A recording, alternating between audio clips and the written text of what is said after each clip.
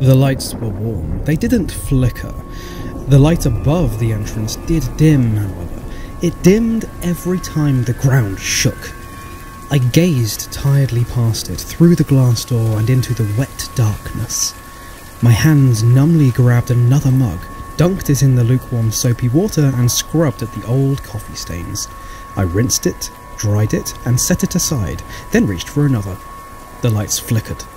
That dull, warm glow went dark for a moment, then came back brighter. White light flashed through the room accompanied by a deep rumble, then abrupt darkness ensued. I heard my manager shout something from the back, but it was drowned out by the thunder. I called back with a question, craning my head over my shoulder and squinting into the kitchen, but there was no response. After a few minutes, he appeared in the doorway with a flashlight.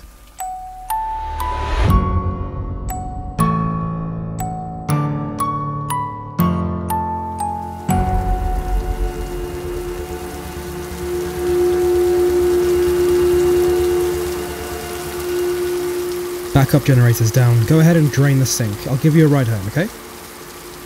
I already texted my roommate, I responded. Thanks anyway. He nodded, tossed me a flashlight, then went back into the kitchen. I don't remember draining the sink or drying my hands and taking my apron off. I do remember sitting at the table farthest from the entrance. My mum always told me to stay away from any glass during storms. My manager left me the keys and told me to lock the shop up when I left. The bell rang and a solemn rain ambience filled the cafe as he opened the door. Then the little golden bell rang again as he closed it. I was left alone, in a darkness that smelled like old coffee and yeast. The muffled patter of rain sounded through the cafe. I waited until the headlights of his car passed, then pulled the umbrella out of my bag. I've worked at the cafe for 3 years, and my manager never asked to meet my roommate. The roommate that picked me up after my night shift. He also never asked the employees to turn in their phones. My phone specifically that stopped working a week prior.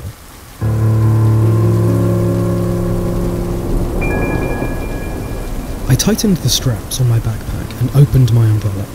The bell rang as the door opened. A stream of cold air hit me, and I could feel the blood rush to my cheeks.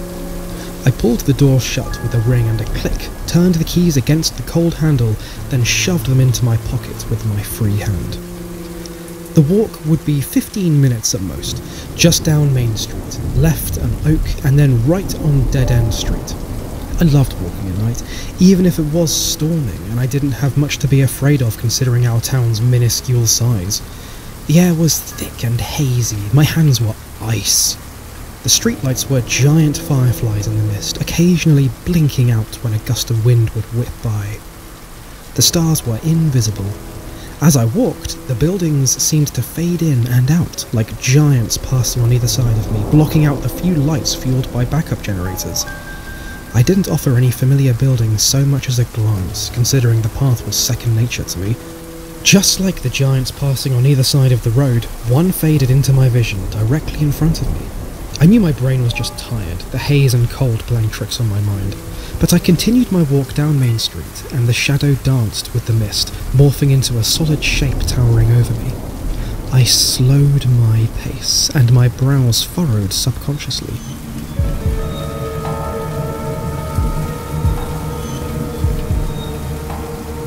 It looked like a giant cube directly in front of me, a giant blockade in the middle of the town, in the middle of the mist, an unfamiliar structure in the middle of the path I'd taken hundreds of times before. I stopped when I got about 2 feet away. My gaze followed the formation into the sky. It was a wall, and it extended up as far as the eye could see, which wasn't much through the haze and darkness. Somehow this strange structure stretched and contorted into the sky as far as I could tell. I slowly and cautiously placed an icy hand on the surface of the wall. It felt like bark, like the entire wall was a gargantuan tree. I convinced myself I had somehow gotten lost in the haze and abruptly decided to walk around the structure my mind couldn't comprehend. I dragged my hand against the wooden surface as I walked right, my other hand holding the umbrella. I followed the structure to the sidewalk and into an alleyway, then I walked around a small shop which had seemingly been cut in two by the unnatural structure. But when I rounded the building, I found that the wall had turned so that I could walk forward where it had just been. I took a few steps and the wind seemed to change direction. It gusted up beneath me, and when I looked down, I stumbled backwards so suddenly I tripped over myself and landed unceremoniously on my backside. There was a chasm. Like the wall, it seemed to stretch infinitely into the darkness, but it fell below the Earth's crust rather than up into the sky.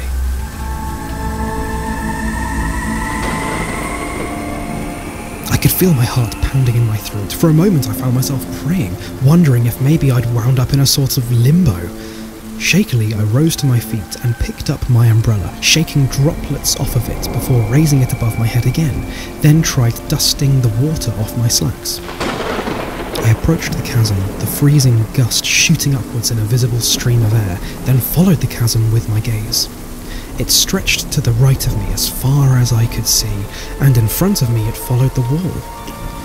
Where there had once been buildings and houses, there was a black void that swallowed the ground. I grew dizzy and my stomach dropped as I forced myself to walk backwards away from the void. I was in a dream, maybe a trance, or I had been drugged and was hallucinating. I thought briefly I should have accepted my manager's offer for a ride home, then decided I should find somebody. I found myself knocking on strangers' doors, one after the other. Any house that hadn't been swallowed by the void or sliced in two by the wall, I knocked on. The doors were all locked, the strangers were all silent. Nobody came and nobody heard me over the storm. I must have wandered for hours, silently tracing the wall back to the left and pacing along the edge of the chasm, then trying my luck at knocking on doors again. The storm never ceased, the fog never lifted, I never saw anybody in the night, and eventually any remaining streetlights went out. I didn't panic because eventually morning would come, I was sure of it, but there was a small part of me that still believed I was in limbo. I had given up on holding my umbrella, my clothes were soaked, and my hair was slicked against my forehead. Eventually, I found myself walking in the opposite direction of my apartment.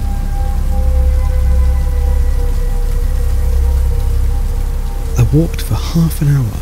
I wasn't sure what I was expecting. I was just trying to get away from the fractal of a structure that obstructed the path to my home. As I did, the fog slowly seemed to swirl around me and rise from the ground. There was no more thunder or lightning, and the sound of rain was steadily replaced by crickets. The street lamps reappeared, warm light blinking back to life. My heartbeat slowed with the weather. A sense of normality replaced the eerie nonsense I had just experienced. The ground beneath me felt sturdier. Then it was replaced with familiar concrete steps, and I climbed them.